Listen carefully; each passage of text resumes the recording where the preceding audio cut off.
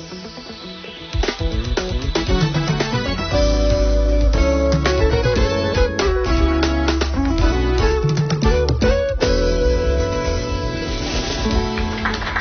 c'est avec beaucoup de réel plaisir que nous nous retrouvons dans ce plateau spécial pour ce énième numéro, plateau spécial axé sur la présentation d'un ouvrage intitulé Mon témoignage. Et nous avons le réel plaisir de recevoir la bien-aimée Eunice Mbala qui va nous parler de son livre intitulé Mon témoignage.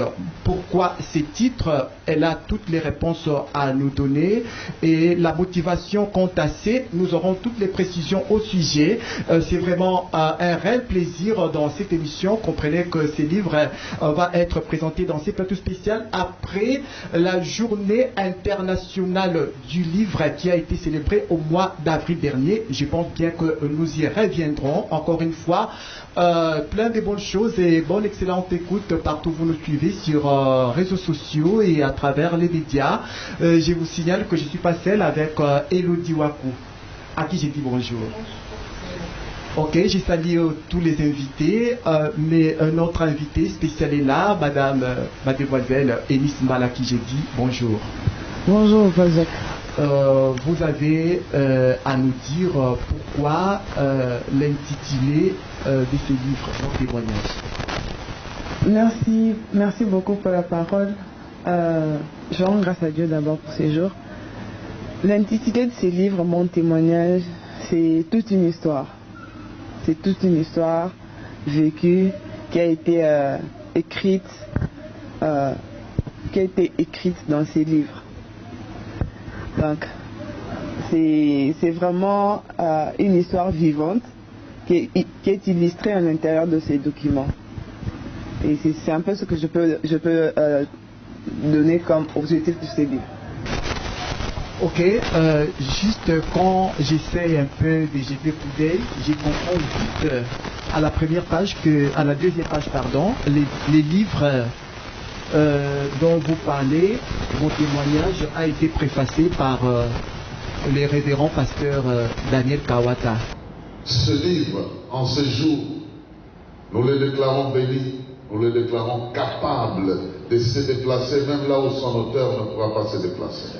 Nous le déclarons capable d'attirer ceux qui vont le lire vers la source de vie. Nous la déclarons utile pour éclairer les yeux de ceux qui cherchent le Seigneur. Nous la déclarons capable de toucher le cœur là où les simples paroles ne peuvent pas avancer. Nous la déclarons utile pour ramener le perdu auprès du Seigneur, pour ramener ceux qui ne croient pas encore auprès du Seigneur, et nous la dotons de la capacité de véhiculer l'autorité de celui qui donne la vie, de celui qui est le propriétaire de la vie, de celui qui amène la vie, de celui qui soigne la vie, qui restaure la vie, qui pardonne la vie, qui élève la vie, qui ressuscite la vie, qui parfait la vie, de celui qui est lui-même la vie au-dessus de toutes les circonstances de ce monde. Nous bénissons ce livre pour qu'il soit en mesure de représenter l'amour de Dieu valablement dans le cœur de ceux qui sont abattus. Et nous le bénissons pour faire courir l'esprit de foi qui a été à la base du rétablissement de notre sœur, la foi de ses parents, la foi d'elle-même et la foi de l'Église et la foi de ceux qui la connaissaient a joué un rôle que nous pouvons expérimenter au travers de ce travail. Nous bénissons donc ce livre au nom de Jésus-Christ. Amen. Je connais un peu sa feuille de route qui est très très chargée, mais je me pose la question, comment avez-vous réussi de l'avoir pour qu'il soit à mesure de préparer cet ouvrage? Vraiment Dieu merci. C'était pas quelque chose de facile d'abord pour l'avoir, bien pour essayer de le contacter. Mais le Seigneur fait grâce. J'ai réussi à le contacter et puis à pouvoir échanger avec lui. Et je sais que je peux dire que le docteur Kawata, c'est un père pour moi. C'est un père pour moi, c'est un papa. Et il a accepté de m'accompagner, vu vu ce que lui-même a eu à lire, il m'a dit que vraiment il faut que le peuple de Dieu puisse être au courant de ces témoignages. Parce que c'est une très grande merveille que le Seigneur a fait. C'est par là qu'il a accepté de pouvoir préfacer lui-même les livres, parce qu'il n'a pas l'habitude de pouvoir préfacer les livres, mais il a accepté de pouvoir le faire dans ses livres, parce qu'il a été touché par l'histoire. Alors, quelle a été votre joie ou votre réel plaisir en écrivant ces livres? Ma joie et mon réel plaisir était que j'avais besoin d'atteindre mon objectif et mon but. Étant donné que le Seigneur m'avait mis à cœur que le monde entier puisse être au courant de cette histoire, puisse être au courant de ces témoignages, enfin que ça puisse conforter quelqu'un, que ça puisse restaurer une âme, restaurer le cœur brisé, et puis encourager de cœur meurtri, de cœur découragé. Et c'est comme ça que je m'étais mise à pouvoir l'écrire, malgré que c'était pas facile, il y avait de vents et marées, mais le Seigneur a fait grâce, j'ai réussi à le finir et à pouvoir le publier aujourd'hui. Eunice Mbala, la marche des 1000 km commence par un pas, dit-on.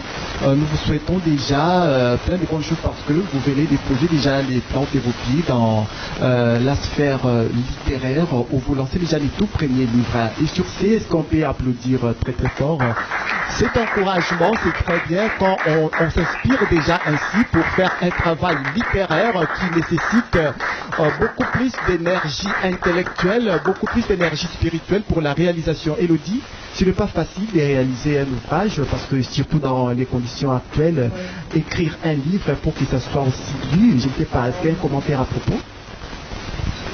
Je rends grâce à Dieu en lisant ces livres. J'ai vu que notre père était vraiment positive par rapport à ce qu'elle a vécu. Vraiment, je l'encourage encore. Bravo à vous. Ok, merci. Je crois que madame a aussi un point à évoquer là-dessus. Avant que vous puissiez entrer en détail concernant votre biographie, mais moi, je vais un peu anticiper. Quel genre d'études avez-vous faites? Les genres d'études que je fais, actuellement, je n'ai pas encore fini. Je n'ai pas encore décroché mon diplôme. Je suis encore étudiante. Je fais l'entrepreneuriat avec le management. Donc, je suis vers la fin déjà. Mais comme je n'ai pas encore reçu mon diplôme, je ne vais pas dire que je finis. Donc, je suis encore étudiante. Je suis encore entrepreneur, si je peux aussi dire. J'ai plusieurs casquettes au fait. Plusieurs casquettes. Et le Seigneur me fait grâce. Parce que c'est quelque chose qui est comme un don, une grâce. C'est pas donné à tous. Mais il n'y a que lui seul. Merci, Sœur Eunice Mbala, pour le commun de mortels qui vous suivent maintenant. Que pouvez-vous leur dire par rapport à votre biographie? Bref, votre identité au sein de la famille.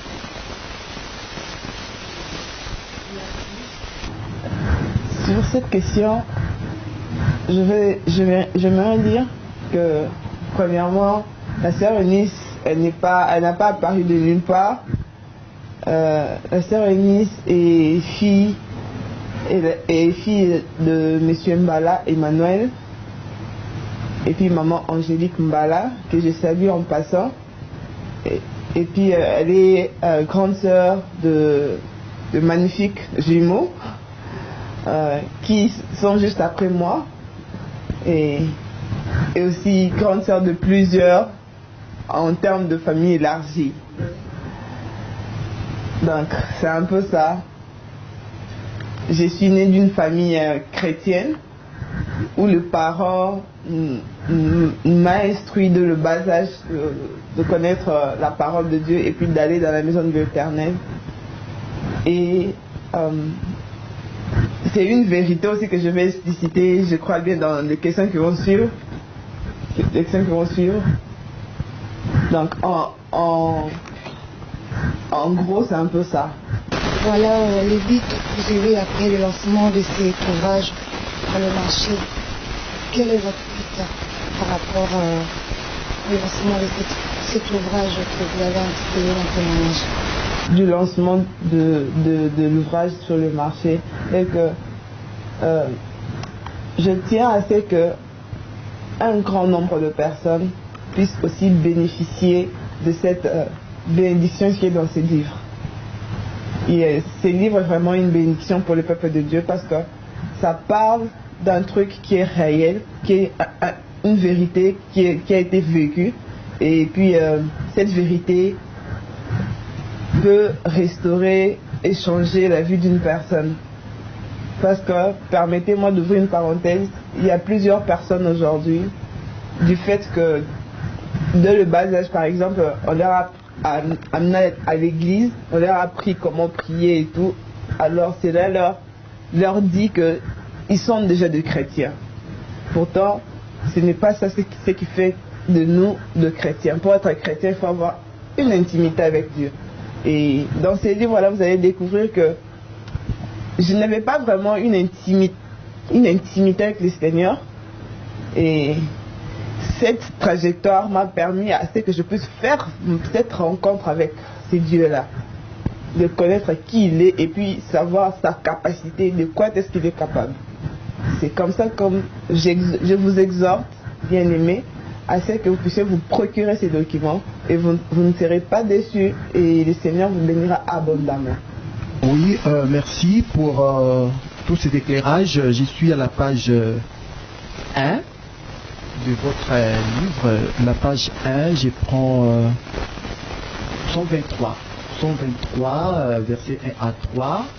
Par rapport à ce que vous dites, mon témoignage, et ce que nous retrouvons à la page 1, sur Psaume 23, qu'est-ce que vous voulez dire à propos concernant l'Éternel et mon berger, je ne manquerai de rien par rapport à mon témoignage? Y a-t-il quelques éléments qui créent la convergence à propos?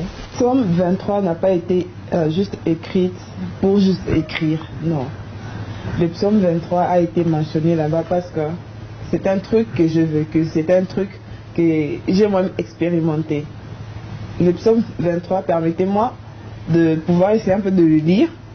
Le psaume 23 ici nous dit: l'Éternel est mon berger, je ne manquerai de rien. Il me fait reposer dans le vert pâturage, il me dirige vers des eaux paisibles, il restaure mon âme, il me conduit dans les sentiers, dans les sentiers de la justice à cause de son nom. Ici, l'Éternel, il était vraiment mon berger. Malgré de là où j'étais, malgré les étapes que j'ai eu à traverser, malgré les difficultés, malgré les circonstances, le Seigneur ne m'a pas abandonné. Il était vraiment mon berger. Il était toujours à mes côtés pour me restaurer, pour m'accorder la force de pouvoir surmonter ces étapes-là. C'est la raison pour laquelle j'ai eu à les mentionner ici. C'est les livres de psaumes. Afin qu'il soit aussi le berger de quelqu'un. Il suffit juste de lui faire confiance et vous allez voir ça s'est réalisé dans votre vie. Quand vous lui faites juste confiance, ce qui est écrit dans la parole de Dieu va se concrétiser dans votre vie en fait. Donc quand il y a un berger, il ne peut pas permettre à ce que les loups ravisseurs viennent pour dévorer les brebis. Il est là pour les encadrer. Alors c'est la même des choses que le Seigneur aussi a fait. Il m'a protégé, quelles que soient les difficultés qui étaient là. Il n'a pas permis à ce que les loups ravisseurs puissent me dévorer. J'ai pu avoir des égratignures, des blessures, des chutes, mais cela n'a pas permis à ce qu'ils puissent me bouffer. Donc c'est un peu ça. Eunice, dites-nous, à qui dédiez-vous particulièrement cet ouvrage? Cet ouvrage, je le dédie à tous. Ça n'a pas une particularité. Ça n'a pas une particularité, je le dédie à tous. Je le dédie au papa, je le dédie aux grands-parents, je le dédie aux jeunes, je le dédie sur toutes les classes sociales et des âges confondus. Elles sont pour nous. Donc, vous avez expérimenté cette dure épreuve à la fleur de l'âge, et tout en étant chrétienne, je pense que si peut-être, je ne sais pas, c'est là, c'est une idée personnelle, n'est-ce pas qu'il est difficile aux païens de pouvoir s'imprégner de la vision de ces livres, étant donné qu'ils ne connaissant rien du Christ, quand peut-être ils voient ces choses. Bien sûr, ça peut toucher leur cœur à donner leur vie en Christ. Mais les chrétiens ont quand même eu à faire une expérience avec l'Éternel. N'est-ce pas que ce sont eux qui peuvent être les premiers bénéficiaires de cet ouvrage? Je ne le pense pas. Je ne le pense pas. Oui, on peut quand même encourager ces réponses, c'est très important. Donc, pour dire que tout le monde peut s'en procurer, et puis là-dedans, ils peuvent tirer les dividendes de cet ouvrage. Je pense que c'est tout le monde qui peut s'en procurer. Excusez-moi. C'est tout le monde qui peut s'en procurer, parce que ces témoignages parlent de tout. Ça parle de tout. Je n'étais pas chrétienne comme je le suis maintenant. Ici, ça parle de tout mon parcours. Ça parle de tout mon parcours. Et j'ai eu des moments où j'ai un peu douté, j'ai un peu hésité, j'ai un peu abandonné, il y a tout ça ici à l'intérieur. Donc, il n'y a pas que les chrétiens qui peuvent s'en procurer. Même le païen aussi, ils peuvent s'en procurer, parce que ça peut leur conforter, ça peut leur encourager, ça peut leur dire que non, il y a encore de l'espoir, tu peux y arriver. Tu peux y arriver, c'est pas la peine d'abandonner. Quelle importance accordez-vous à la lecture? Est-ce que vous avez l'habitude de lire souvent? Parce que vous avez pu écrire un livre, et pas donné à tout le monde, comme vous l'avez dit. C'était difficile, mais vous l'avez quand même fait. Quelle importance accordez-vous à la lecture? À la lecture, déjà, à la base, j'étais une personne qui n'aimait pas trop lire. À la base, j'étais une personne qui n'aimait pas trop lire. Et à fil de temps, je ne sais pas cette envie m'est venue d'où, mais j'ai commencé à développer cette envie de pouvoir lire, beaucoup lire. Et j'ai trouvé qu'il y a beaucoup plus de richesse en lisant, parce qu'on finit par développer un autre comment je peux dire, on développe notre intelligence, on développe notre pensée. Si c'était négatif, ça change en positif, ainsi de suite. Et c'est par là que moi aussi, je me suis dit que non, il vaudrait aussi la peine. Il ne suffit pas seulement que je puisse raconter l'histoire de bouche à l'oreille, mais il vaudrait aussi la peine que les gens de loin, partout au monde, puissent aussi y arriver à s'en procurer, connaître aussi cette histoire. Quelle a été cette histoire? Nous avons vu, il y a beaucoup d'écrivains aujourd'hui, il y a de ces braves personnes, les Jeanne d'Arc par exemple, ils ont écrit, mais aujourd'hui nous pouvons lire leurs histoires et savoir qu'ils ont été des personnes braves, et que ici je dois faire comme ceci pour éviter que cette chute m'arrive. Donc c'est un peu ça en gros. Si tu immortalises à travers cet ouvrage que tu as intitulé Mon témoignage, y a-t-il une leçon particulière que nous devons apprendre par rapport à cet ouvrage? Il y a une leçon à tirer. Parce que moi personnellement j'ai eu à tirer cette leçon là, et j'ai voulu aussi en faire savoir aux autres. Il y a une leçon à tirer qui est celle de faire confiance à Dieu. De faire confiance à Dieu, parce qu'en lui faisant confiance, on n'est pas déçu, on ne sera jamais déçu. Parce que la Bible nous dit, tu peux faire confiance à une personne, mais la personne peut te décevoir. Mais si tu fais confiance à Dieu, il ne te décevra jamais. Donc, la leçon primordiale qu'on doit tirer, c'est de pouvoir faire confiance à Dieu. Quelle que soit la circonstance à laquelle tu es en train de traverser, reste confiant au Seigneur. Il ne te décevra pas. Voilà, je m'en vais lire dans le livre que vous avez écrit, sur la page 9. Vous avez dit, pourtant si Dieu ne met pas un point sur la vie d'une personne, nul n'osera le faire, parce qu'il est le maître de l'univers. Même les sciences occultes reconnaissent sa grandeur aujourd'hui. Comment cela? comment les saints qui te reconnaissent un peu la grandeur de Dieu à travers votre témoignage? Ouais, ça paraît comme quelque chose de différent, mais c'est important. Je le dis pourquoi. C'est en fonction de la personne qui a le pouvoir sur la vie de tout un chacun, c'est Dieu. Et je l'ai dit dans les livres que même les gens de science occulte les reconnaissent. Même les gens de science occulte le reconnaissent que Dieu a le pouvoir d'enlever une personne la vie. Dieu a ces pouvoirs-là. Et ils savent que Dieu est le maître de l'univers. Il est capable de faire toutes choses. Donc, il n'y a pas un truc qu'on peut essayer de se voiler la face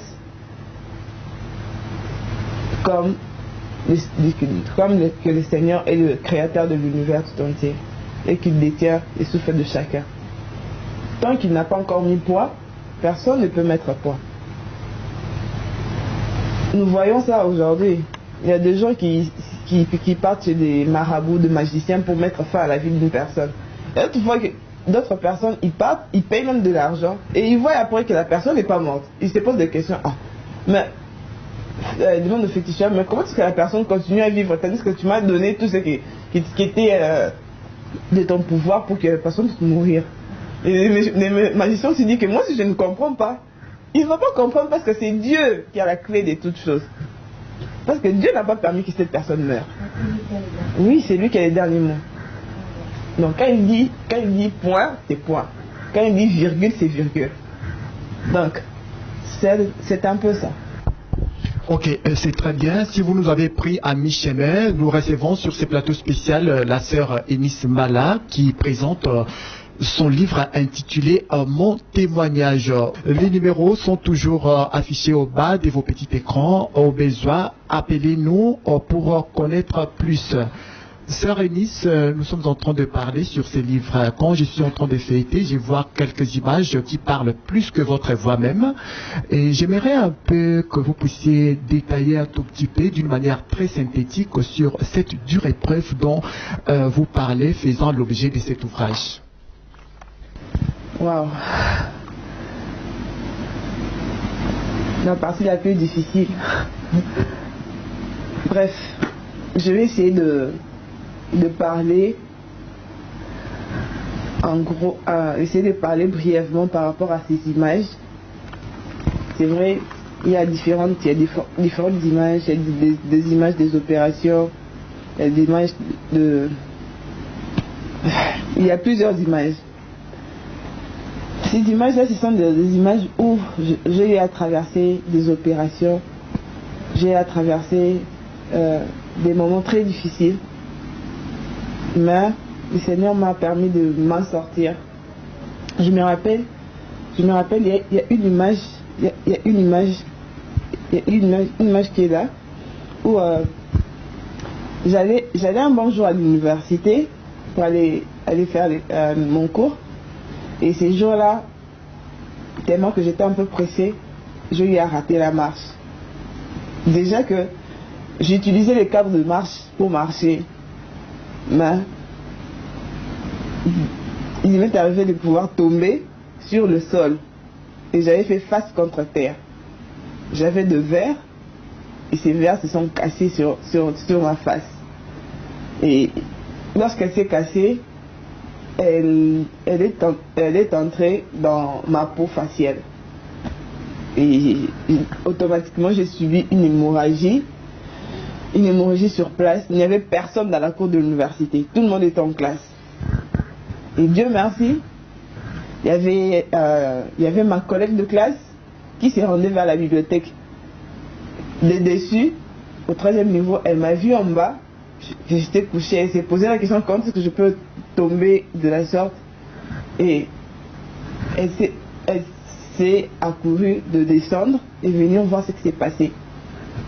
Et lorsqu'elle arrive, j'avais perdu connaissance, et elle a appelé les secours, elle a alerté tout le monde, et tout le monde sont venus, ils sont accourus pour venir voir ce qui s'est passé.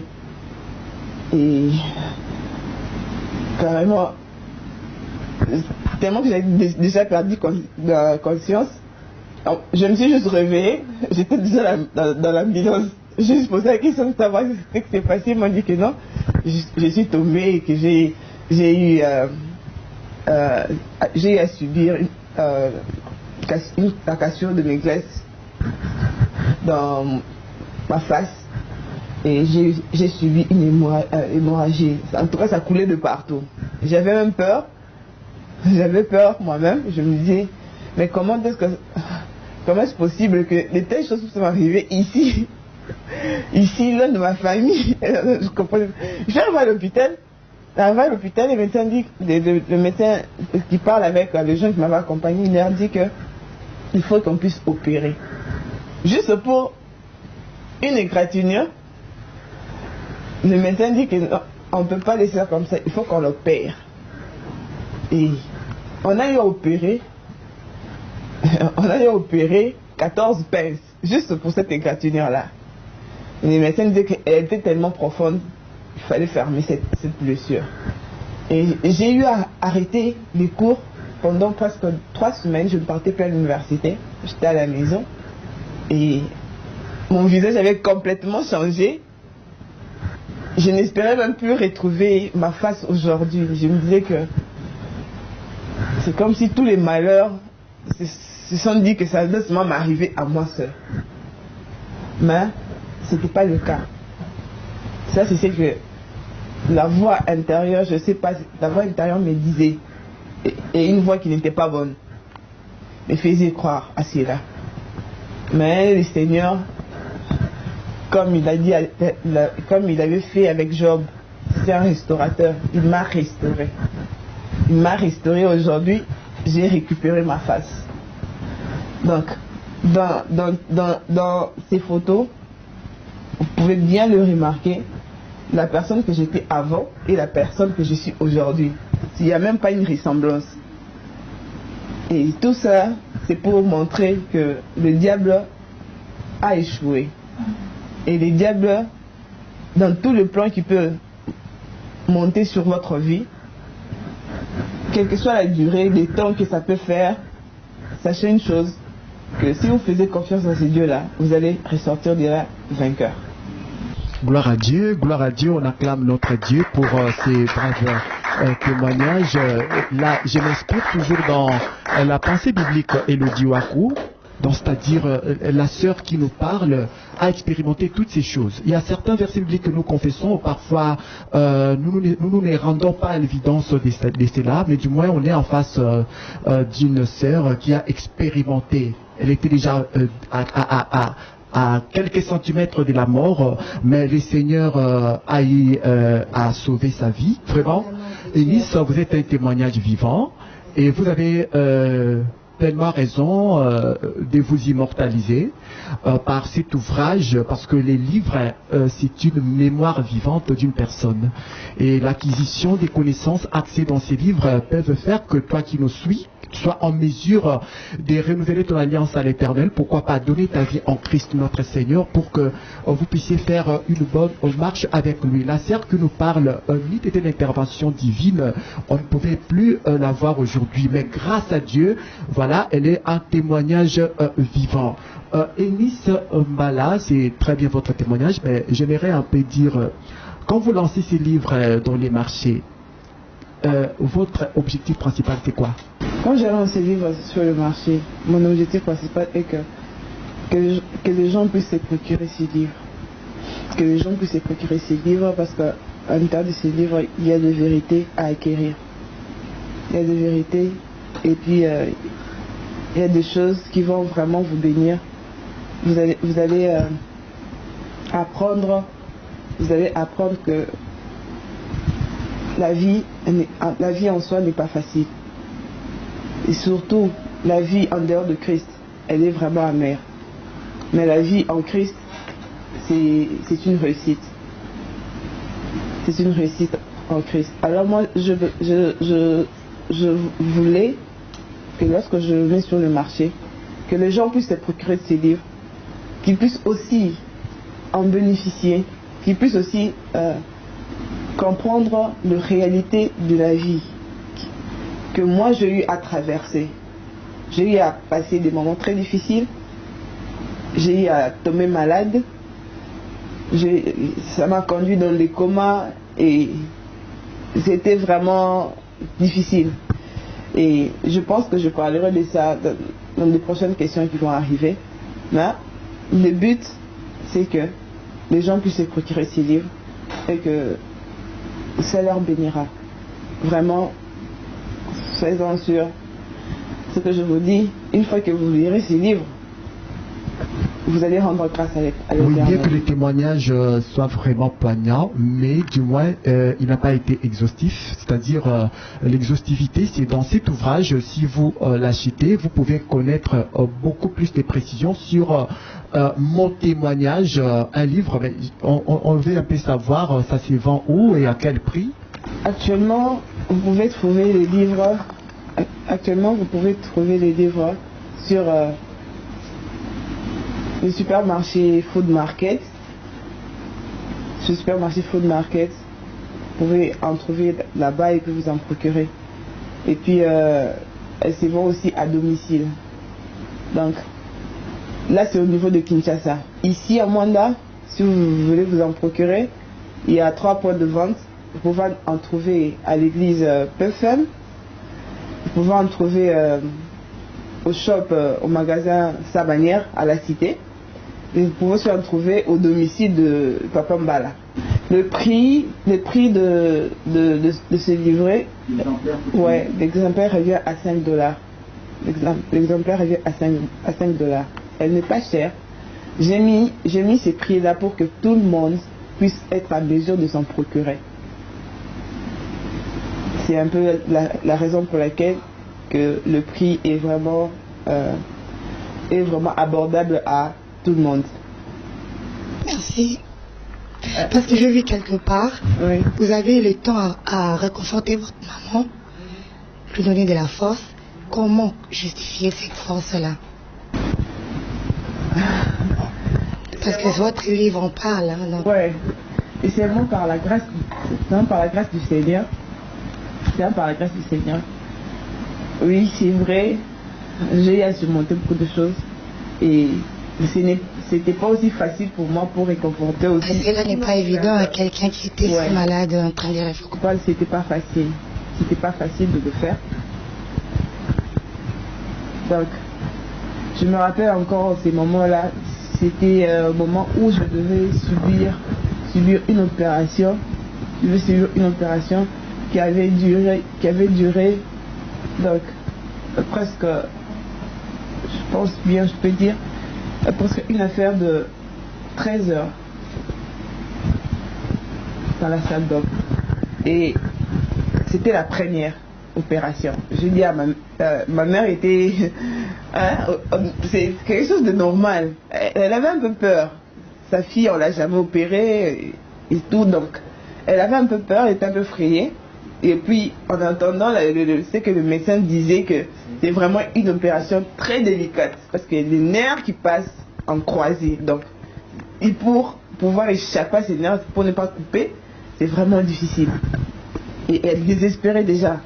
Alors, moi, j'ai dit au Seigneur une chose. Je lui ai dit, de la même manière que je suis venue ici pour cette opération, c'est de la même manière que je vais rentrer. Ça, c'est une assurance et ça, je te le demande. Je te demande que je puisse rentrer dans mon pays sans problème. Et la puissance de la parole est vraiment réelle. Quand on confesse quelque chose de la bouche, c'est ce qui nous arrive aussi. Étant donné que ma mère commençait un peu à désespérer, le Seigneur m'avait doté d'une force surnaturelle. Je ne sais pas si ça venait d'où. Ces jours-là, c'était même les jours où je devais être en salle d'op. Mais ces jours-là, je dis à maman, maman, t'inquiète pas, je vais sortir et je vais rentrer. Donc.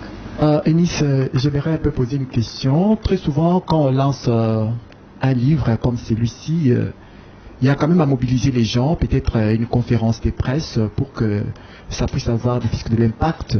Mais comme si la présentation s'est faite dans la clandestinité, alors que vous avez besoin que les gens puissent lire ces livres. Pourquoi? Ok. Le livre, évidemment que on planifiait cela. Je le planifiais personnellement à pouvoir faire organiser des conférences pour parler du livre et tout.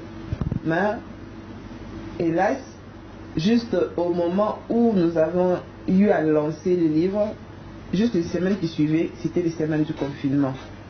Donc, le confinement est venu pour tout arrêter, pour tout mettre en pause. Et puis,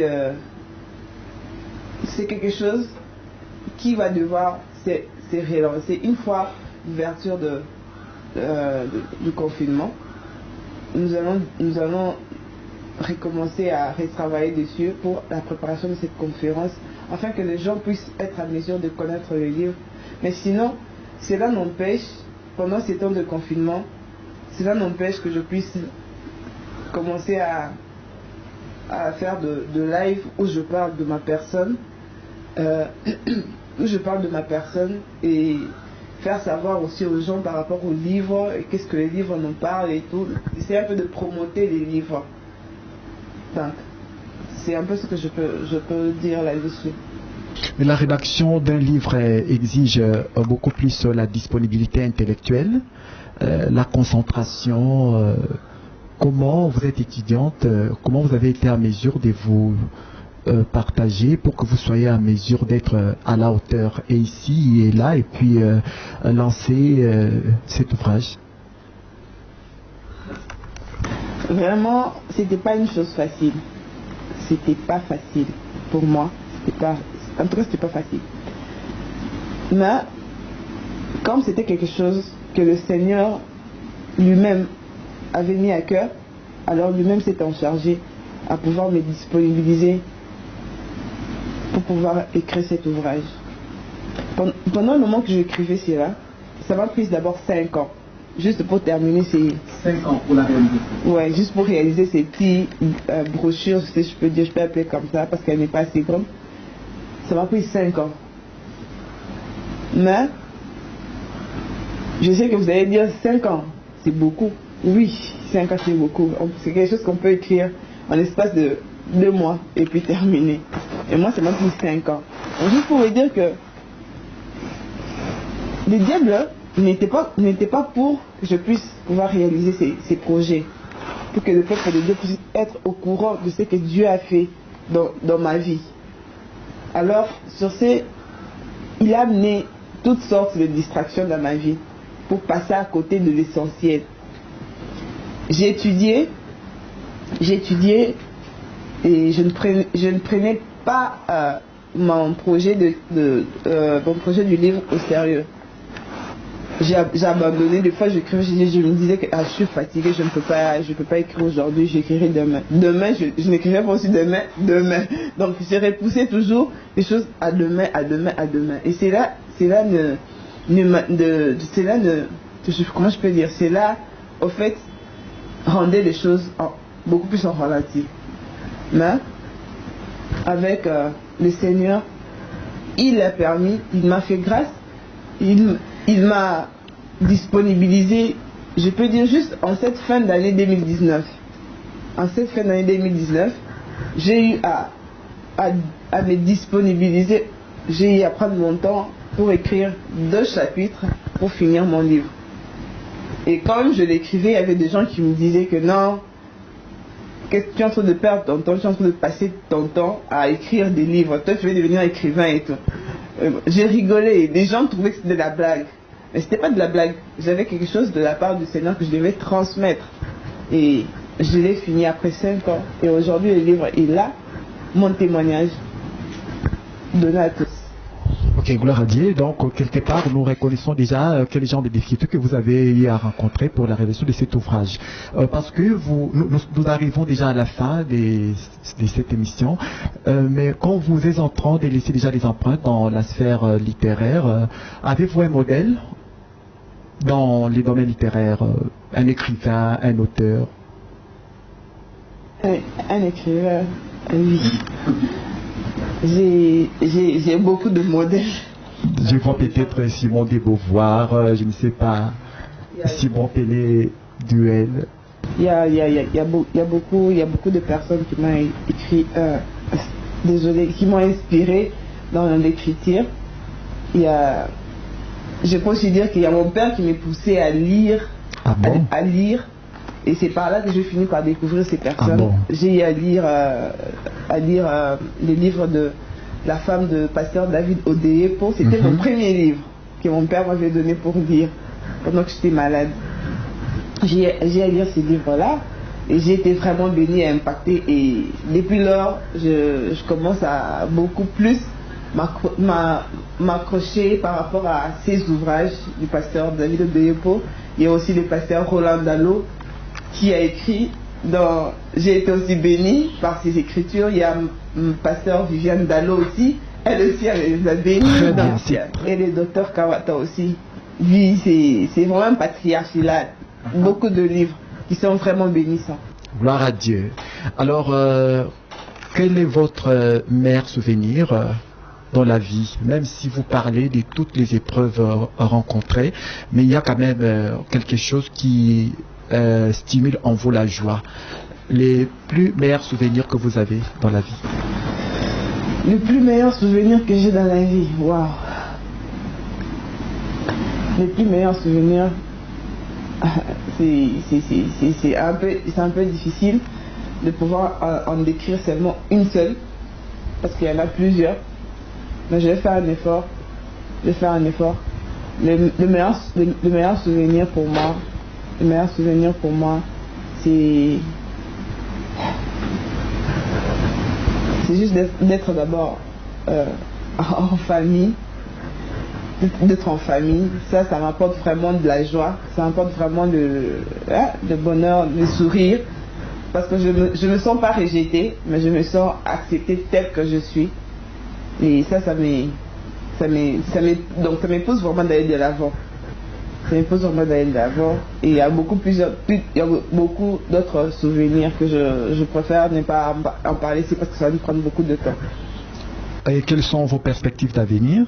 Déjà, je ne me vois pas limitée que par ces livres ici. Et puis, je n'écris pas parce que j'ai envie d'écrire. J'écris lorsque le Seigneur me met quelque chose à cœur d'écrire. C'est là que je mets à pouvoir rédiger quelque chose.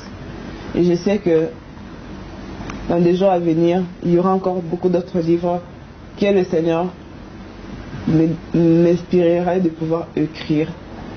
Et je ne vais pas seulement me limiter par l'écriture. Je veux pouvoir aller sur le domaine de, je ne sais pas comment appeler ça, sur le domaine de pouvoir rendre service aux gens. Donc, faire comme souvent d'une ONG, déjà une fondation, voilà, où je viens en aide aux personnes, aux démunis, les gens qui ont besoin d'aide, surtout aux personnes à mobilité réduite, parce que moi je suis passée par là, je sais de quoi est-ce qu'ils endurent, et puis je sais combien est-ce qu'il manque de joie en eux, et ils ont besoin de se faire sentir, de se faire aimer, de recouvrir des sourires, de recouvrir la joie. Et ça, c'est vraiment un fardeau pour moi que je pense à pouvoir atteindre dans les jours futurs avec la grâce du Seigneur. Ok, c'est très bien que le Seigneur puisse mettre sa main pour l'accomplissement. Ce sont des grands projets. Une fois que ça se réalise, ça sera encore bien pour la gloire de notre Dieu. Ok, c'est sur cette note que se referme complètement ce plateau spécial. Nous vous disons un grand merci de l'avoir suivi. Nous avons reçu Eunice Mbala qui a bien voulu présenter son livre intitulé Mon témoignage. Vous l'avez suivi avec beaucoup plus de détails. C'est la fin de cette émission. Nous disons merci à Chico Mokondi qui a assuré la réalisation, ainsi que Apo Mbandila. Les rendez-vous est pris à la prochaine édition. D'ici là, restez branchés au programme de votre chaîne. Au revoir.